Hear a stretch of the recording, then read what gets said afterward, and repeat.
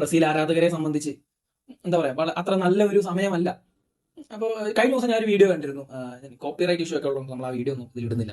ഏതൊരു ഒരു കല്യാണ ഫംഗ്ഷൻ അങ്ങനെ എന്തോ ആണെന്ന് തോന്നുന്നു. അതിലൊരു പുള്ളിയൊക്കെ വന്നിട്ട് പറയുന്നുണ്ട്, ഞാൻ ടീം വിട്ടു, ഞാൻ ബ്രസീൽ വിട്ടു, ഇനി ഞാൻ ബ്രസീലിലേക്കില്ല, ബ്രസീലിന്റെ ടീമിലേക്കില്ല. അപ്പോൾ ഒരു ആളൊക്കെ വന്നിട്ട് പറയുന്നുണ്ട്, വാ നമുക്ക് അർജന്റീനയിലോട്ട് പോരാ, അങ്ങോട്ട് പോരാ എന്നൊക്കെ പറയുന്നുണ്ട്.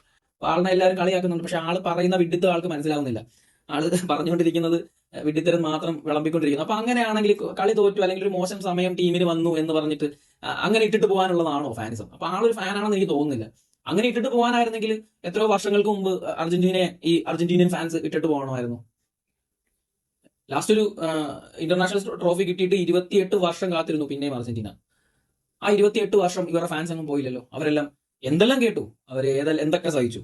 അതുകൊണ്ട് ഇപ്പോ അവരുടെ നല്ല ടൈമാണ്. അവർ പറയുന്നത് നമ്മൾ കേൾക്കുന്നു, അത് കേൾക്കാൻ നമ്മൾ ബാധ്യസ്ഥരാണ്.